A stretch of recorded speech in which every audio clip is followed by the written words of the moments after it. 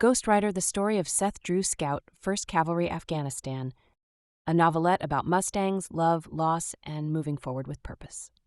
By Albin Guillot 3. Intro.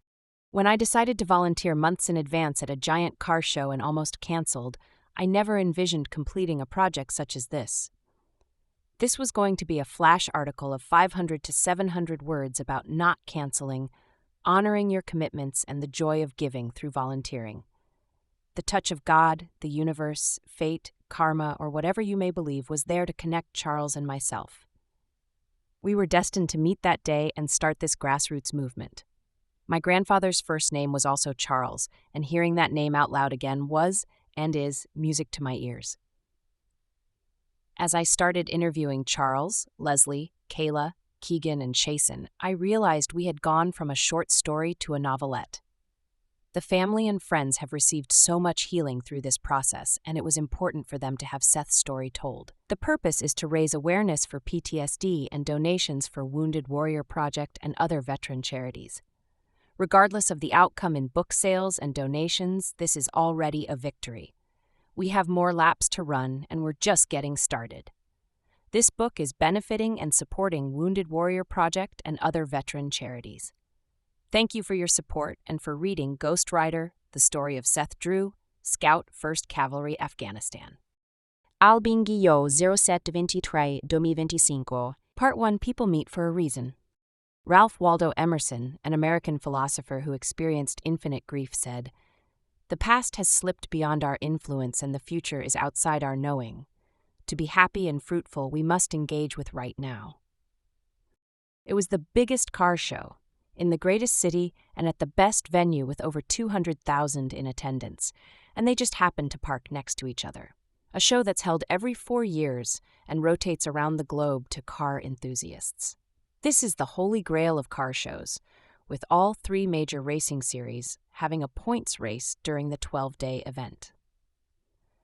Previous host cities have included Paris, London, Rome, Munich, Tokyo, and Detroit, to name a few. This year, the granddaddy of car shows was in Houston TX. This show catered to all makes and models. However, there was a strong showing of Mustangs in TX this year for the 60th anniversary of the pony. The previous stop 4 years earlier was in Stuttgart, Germany, and that was dominated in attendance, understandably, by Porsche and Mercedes-Benz. And so in Houston TX, Ghost Rider, the story of Seth Drew, Scout, 1st Cavalry, begins. This would be his first car show, and he almost canceled on his volunteer duties. Sometimes you sign up for something in advance and it sounds like a good idea. However, as the date gets closer, the cancel bug starts to creep in. He was adding a new line to his creed, something he had been trying out. Don't cancel. Honor your commitments. He enjoyed volunteering, and his previous volunteer efforts had revolved around food and providing food to those less fortunate. He was Cajun after all. That included a Saturday at the Fish and Loaves Soup Kitchen and at a famous basketball player's annual Thanksgiving mega event held at a major stadium venue. These were certainly worthwhile causes and provided a wonderful sense of satisfaction and gratitude after both experiences. This volunteer experience was completely different in the sense that it was a hobby, an event that he wanted to be a part of to support Pony Nation and attend his first big car show. It was in his backyard, after all, and it was the El Exhibición de Autos del Pueblo, the People's Car Show. It was a beautiful spring Friday, and the participants were in a good mood. Studies show people are happier on Fridays, and it certainly was the case today. Events such as these that bring people together make you realize we have more in common with each other than not.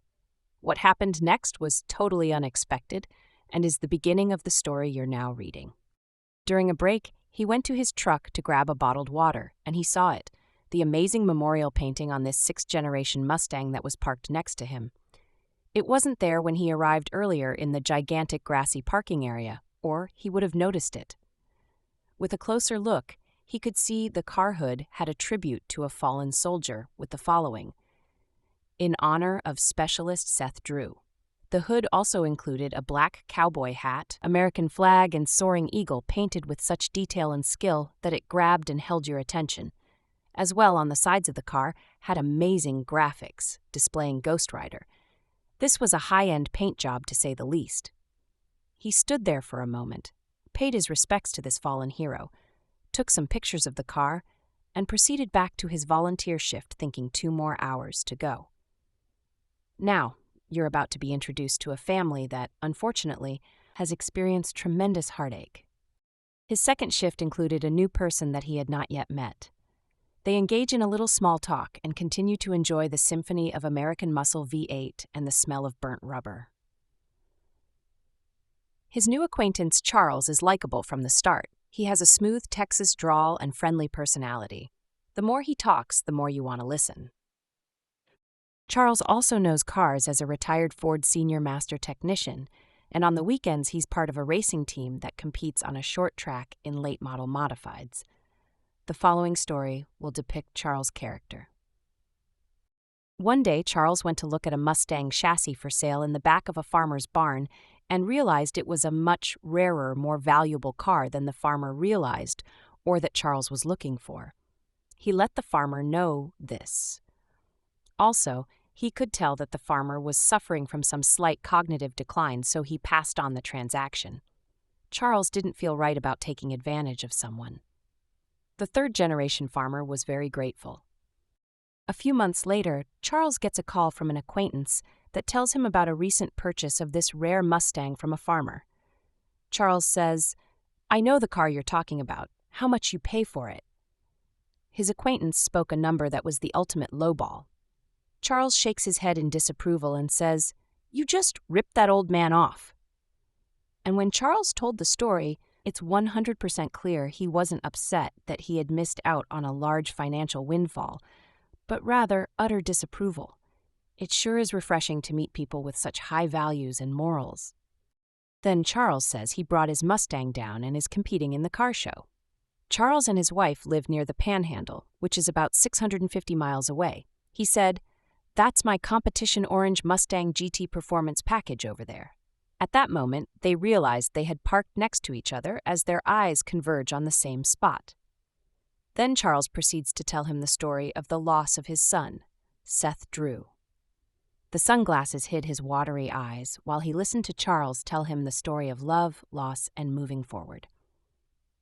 Charles's son Seth bought a 1996 Mustang while in the Army as a project for he and his father to work on while on break, with the goal to be to turn it into a drag racing car.